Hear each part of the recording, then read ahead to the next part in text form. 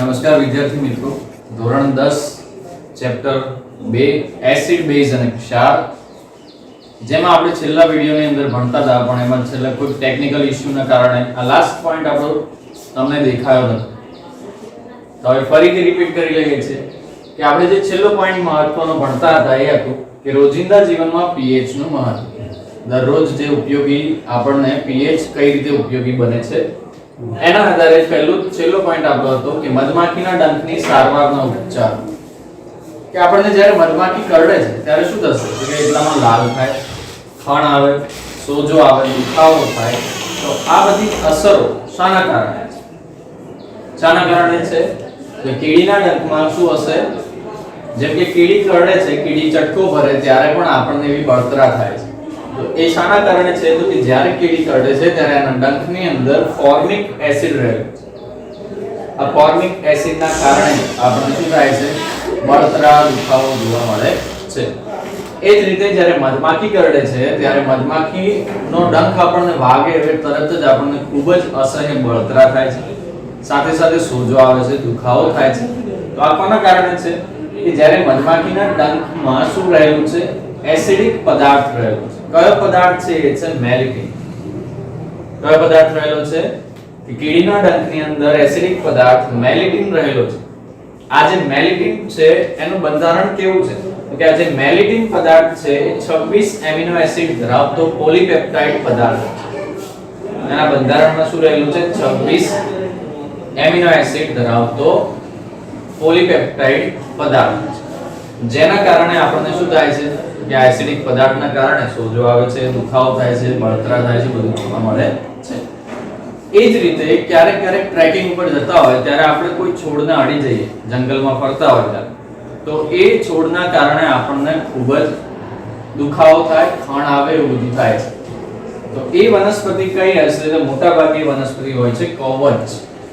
એ કવચના પાંદડા જે છે એ પાંદડા જ્યારે આપણે શરીરને સ્પર્શ કરે ત્યારે એના ડંખ, પાંદડાની ઉપર ડંખવાળા રોમ આવેલા હોય છે, જે રોમ મિથેનોઇક એસિડ મુક્ત કરે છે. શું કરશે? મિથેનોઇક એસિડ, એકદમ સૂક્ષ્મ રોમ, ઝીણા તાંતણા જેવું એની અંદર હોય છે કે જે શરીરને અડી જતા આપણને શું થશે? અસહ્ય પીડા થાય છે. તો એ શું મુક્ત કરે છે? મિથેનોઇક એસિડ મુક્ત કરે છે, જે દાહક દર્દ પેદા કરે છે. હવે આ જે મિથેનોઇક એસિડના કારણે જે દર્દ પેદા થાય છે એના ઉપચાર માટે શું કરવું? કે આને કઈ રીતે આપણે એને મટાડી શકીએ છીએ, એનાથી રાહત કઈ રીતે મળી શકે છે? તો કે જે આ જે કવચનો છોડ છે એની આસપાસમાં જ બીજો એક છોડના પાંદડા જોવા મળે છે. મોસ્ટલી એની આજુબાજુમાં જ ઉગતા હોય છે. તો એ છોડનું નામ છે ડોકનો છોડ. કયા છોડ છે? ઉપચાર માટે શું વપરાય છે? ડોકના છોડના પાન, જે ઘસવાથી આપણે એનો ઉપચાર કરી શકીએ છીએ. તો આ પોઈન્ટ હતો આપણો છેલ્લો પોઈન્ટ, લાસ્ટ. એટલું જ છે. થોડી વાર જોઈ લો, ત્યારબાદ નવો પોઈન્ટ શરૂ કરો.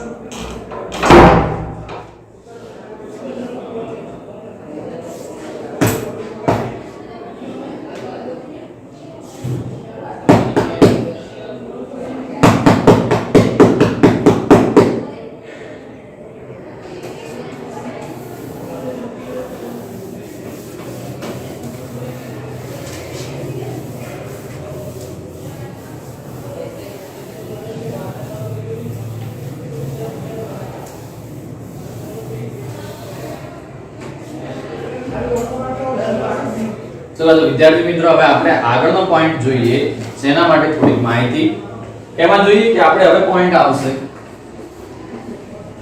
પ્રબળ એસિડ, નિર્બળ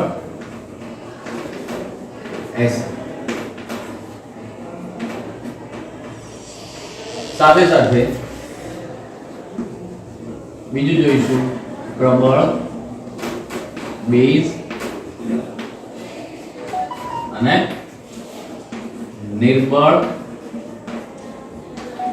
બેઝ. તો 4 પોઈન્ટ આપણે પહેલા આગળ જોઈ ચૂક્યા છીએ. પ્રબળ એસિડ, નિર્બળ એસિડ, પ્રબળ બેઝ, નિર્બળ બેઝ. તો આ પ્રબળતા અને નિર્બળતા શાના આધારે નક્કી કરીએ છીએ? તો કે આયનીકરણના આધારે.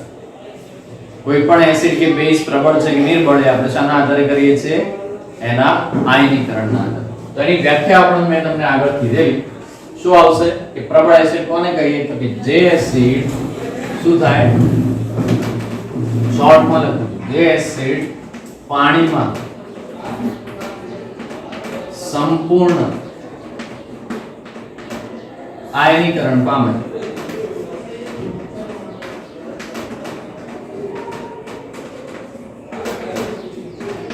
એને આપણે શું કહીશું? જે એસિડ પાણીમાં સંપૂર્ણ આયનીકરણ પામે અને શું ઉત્પન્ન કરે? H+ ઉત્પન્ન કરે, એવાને આપણે શું કહીએ છીએ? પ્રબળ એસિડ. એને શું કહીશું આપણે? પ્રબળ એસિડ. પ્રબળ બેઝ માટે શું કહી શકાય? પ્રબળ બેઝ માટે શું કહીએ? શું કહી શકાય છે કે જે બેઝ પાણીમાં સંપૂર્ણ આયનીકરણ પામી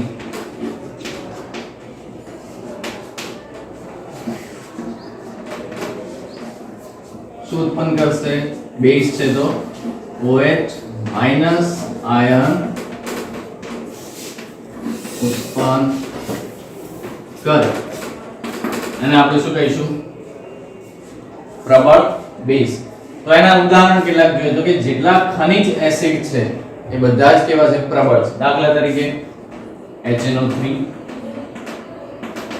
H2SO4 અને HCl. આ કેવા છે? બધા પ્રબળ એસિડ.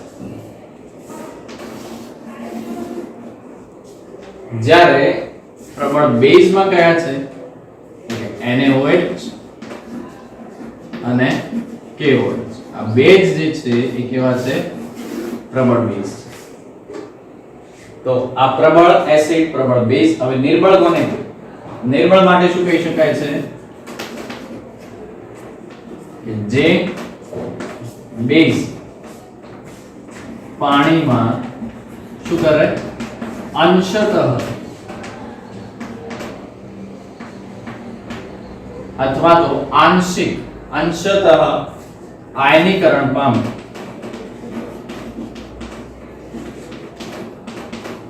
અથવા તો આયનીકરણ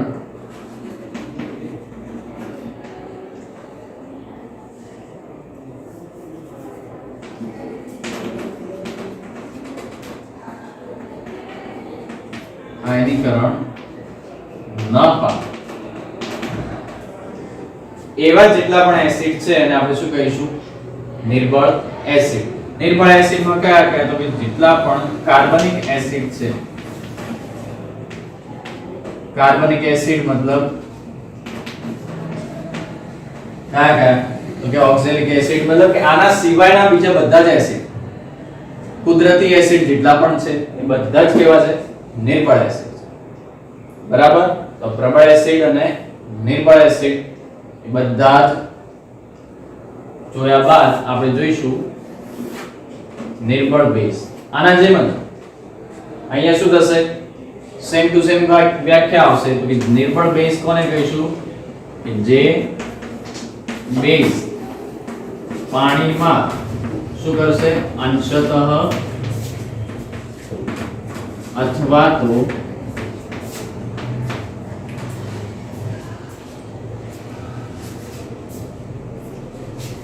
अंशतः आयनीकरण पामे अथवा आयनीकरण न पामे તેવા બેઝ ને આપણે શું કહીશું? નિર્બળ બેઝ. આ સિવાયના બીજા બધા જ base, for example NH4OH, ammonium hydroxide, calcium hydroxide, magnesium hydroxide etcetera. બીજા બધા જ એસિડ બેઝ કેવા હશે? નિર્બળ બેઝ. તો પ્રબળ યાદ રાખો, એના સિવાયના તમને જે પણ એસિડ બેઝ દેખાય એ બધા જ કેવા હશે? નિર્બળ. પ્રબળ એસિડ કયા કયા? HNO3, H2SO4, HCl. પ્રબળ બેઝ કયા કયા? NaOH અને KOH. એના સિવાયના બીજા બધા નિર્બળ બેઝ થશે. આના સિવાયના બીજા બધા જ એસિડ નિર્બળ એસિડ હશે. બરાબર? ઓકે. તો આ પોઈન્ટ ભણ્યા બાદ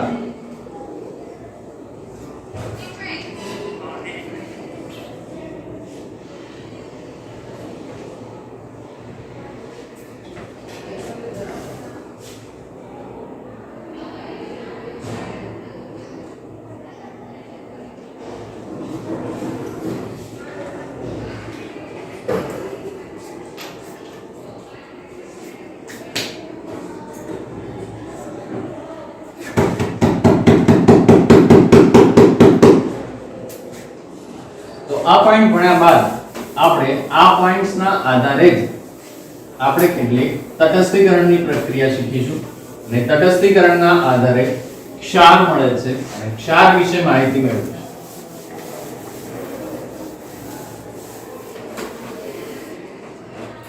ચલો ફરી જોઈએ કે આપણે પ્રબળ એસિડ કયા કયા પ્રબળ એસિડ? HCl, H2SO4 અને HNO. નિર્બળ એસિડ.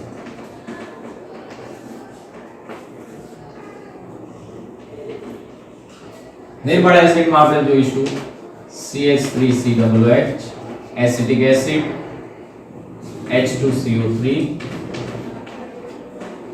પછી ઓક્ઝેલિક એસિડ, ટાર્ટરિક એસિડ એ બધા છે, પણ આપણે જે રાસાયણિક પ્રક્રિયાઓ કરીશું એની અંદર આટલા મોસ્ટલી આવશે. ત્યારબાદ આપણે જોઈએ હવે કે પ્રબળ બેઝ. તો પ્રબળ બેઝ કયા કયા હતા? NaOH અને KOH. જ્યારે નિર્બળ બેઝ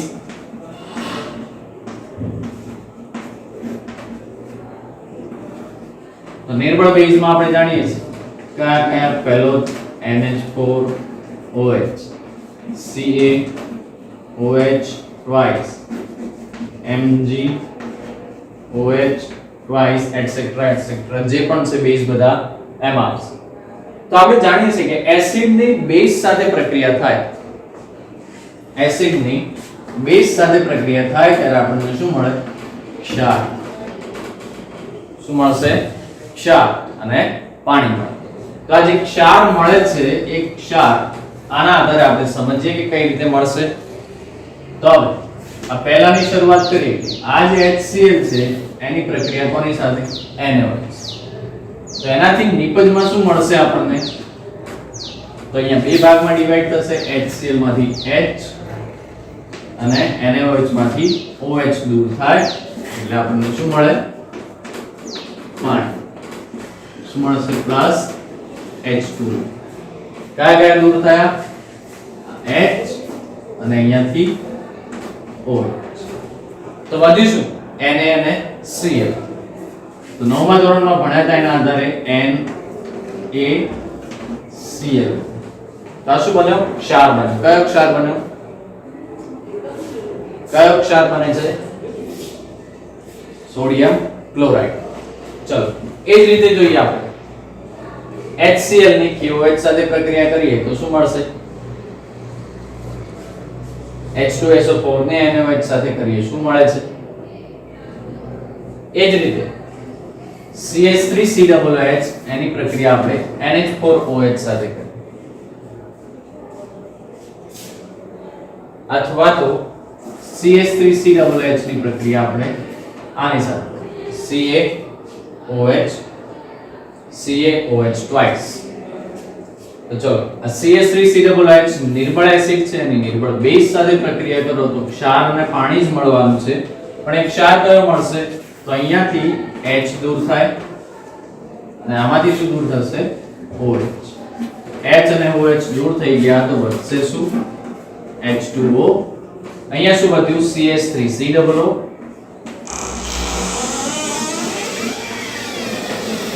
અને NH. તો CH3COO અને NH4 મળે છે. સિમ્પલ. ઓકે, આ થઈ ગઈ એસિડ અને બેઝની પ્રક્રિયા કે જેના આધારે આપણે શું મેળવીએ છીએ? ક્ષાર મેળવીએ છીએ. પણ આ બધું જ પોઈન્ટ ભણવાનો મતલબ શું છે? તો કે આપણે જે ક્ષાર મેળવ્યા એ ક્ષારની pH શું હશે? છેલ્લે શું જોવાનું છે આપણે? અહીંયા જોઈએ આપણે ક્ષારની pH. તો જે ક્ષારની pH જે છે એ તટસ્થીકરણની પ્રક્રિયામાં ઉપયોગ થતા જે એસિડ કે બેઝ છે એના ઉપર આધારિત છે.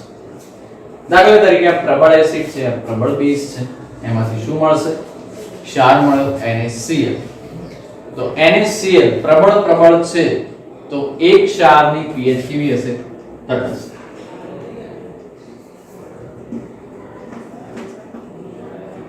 એક ક્ષારની pH કેવી મળશે આપણને? તટસ્થ મળે છે. ચલો એનાથી હજી વધારે સરળ ભાષામાં આપણે આના સિવાય બીજી રીતે જોઈએ.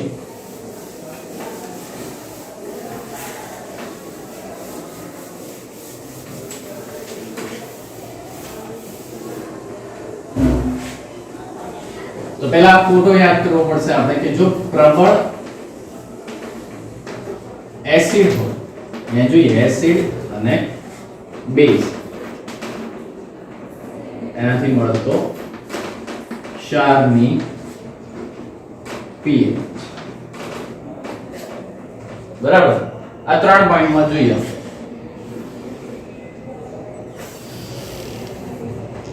પ્રબળ એસિડની પ્રક્રિયા બેઝ કેવો હોય? પ્રબળ.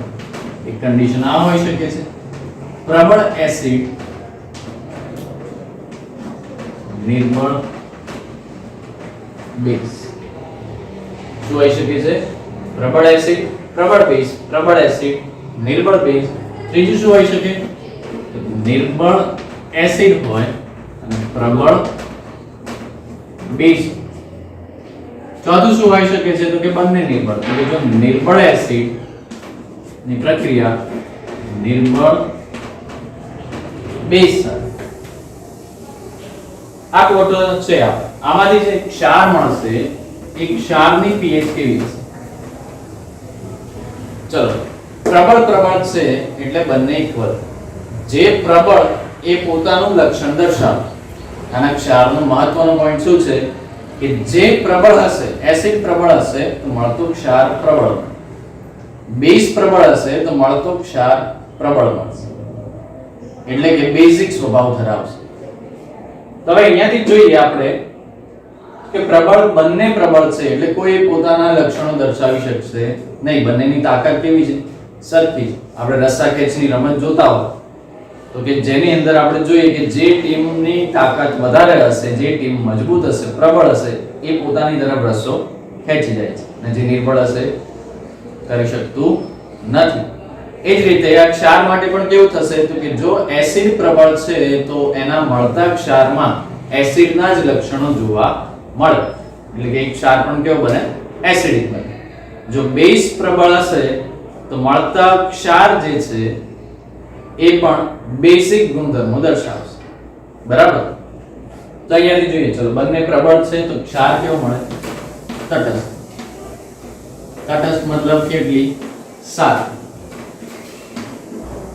અહીંયા શું મળશે? પ્રબળ એસિડ, નિર્બળ બેઝ. તો એસિડ પ્રબળ છે તો અહીંયા કેવો મળશે? એસિડિક. હવે એસિડિક ક્ષાર હોય તો એની pH કેટલી હશે? pH is less than 7. 7 કરતા ઓછી. અહીંયા જોઈએ તો કે એસિડ નિર્બળ છે, બેઝ પ્રબળ છે. તો બેઝ પ્રબળ છે તો એના લક્ષણો બેઝિક મળશે. જે ક્ષાર છે બેઝિક ક્ષાર, બેઝિક હોય તો pH is greater than 7. એ જ રીતે નિર્બળ એસિડ અને નિર્બળ બેઝ તો એ શું હશે? આ એક જોવા જેવું છે કે બંને નિર્બળ છે તો શું થશે? બધું જ હોય છે, તટસ્થ કે સહેજ એસિડિક કે સહેજ બેઝ. શું હોઈ શકે? તટસ્થ પણ હોઈ શકે, બેઝિક એટલે કે બેઝિક વધારે નહીં પણ સહેજ બેઝિક અથવા તો સહેજ એસિડ. એટલે કે આનું pH નું મૂલ્ય કેટલું હશે? 7 ની આસપાસ. 7 પણ હોઈ શકે, 7 કરતા સહેજ ઓછું, 7 કરતા સહેજ વધારે પણ હોઈ શકે છે. ચલો આ ખબર પડી ગઈ. હવે એક્ઝામ્પલ તરીકે જોઈએ કે દાખલા તરીકે તમને એમ આપેલું છે કે KCl પ્રશ્ન છે આપણો, ક્ષાર આપેલો છે પોટેશિયમ ક્લોરાઇડ ની pH કેટલી હશે? KCl ની pH કેટલી હશે? તો આ પ્રશ્નનો આન્સર આપણે ડાયરેક્ટ કઈ રીતે આપી શકીએ? સિમ્પલ છે, અહીંયાથી જ આપી શકાય છે. KCl, ચલો એને બે ભાગ પાડીએ, K અને C. K ઉપરથી શું આવે છે? બેઝ આવે છે. કયો બેઝ છે? કયો બેઝ છે? ચલો અહીંયા જોઈ લઈએ આપણે કે પ્રબળ એસિડ કયા કયા હતા? કે HCl, H2SO4 અને HNO3. તો NaOH અને KOH. તો આમાંથી જોઈએ કે K એટલે કે આ પ્રબળ બેઝ આવે, KOH. K ઉપરથી શું આવી શકે? KOH. અને આમાં Cl કયો એસિડ હશે? HCl. તો બંને એસિડ અને બેઝ કેવા થાય? પ્રબળ છે. તો પ્રબળ એસિડ પ્રબળ બેઝ તો મળતો ક્ષાર કેવો હોય? તટસ્થ. એટલે એની pH કેટલી હશે? 7. બરાબર? ખબર પડી ગઈ? એ જ રીતે અલગ અલગ તમે આવી રીતે શોધી શકો છો. ડાયરેક્ટ એમ તમને આપેલું હોય કે CH3COONA, CH3COON. આના માટે pH કેટલી હશે? કેટલી હોઈ શકે? તો આના બે ભાગ પડશે, CH3COO અને Na. કયા કયા? CH3COO અને Na. તો આના ઉપરથી કયો એસિડ છે? Acidic acid CH3COOH. અને આના ઉપરથી NaOH. તો જે CH3COOH છે એ કેવો છે? આગળના પોઈન્ટમાં જોયું કેવો છે? નિર્બળ એસિડ છે. આ કેવો છે? નિર્બળ. ના કેવો છે? પ્રબળ. તો નિર્બળ એસિડ પ્રબળ બેઝ એટલે ક્ષાર કેવો હશે? બેઝિક. ક્ષાર કેવો હશે? બેઝિક. એટલે એની pH પણ કેટલી હશે? 7 કરતા વધારે. ઓકે.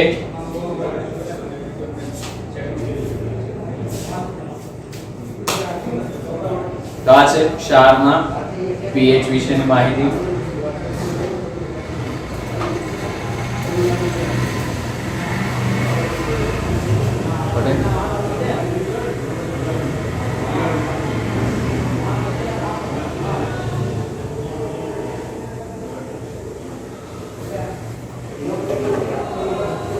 આ જે પોઈન્ટ છે એના ઉપરથી તમારી રીતે ઘરે એસિડ અને બેઝના સોલ્યુશન બનાવો, ઇક્વેશન લખો અને એના ઉપરથી pH કેટલી મળશે એની પ્રેક્ટિસ જાતે કરો. નેક્સ્ટ આગળના લેક્ચર. Thank you.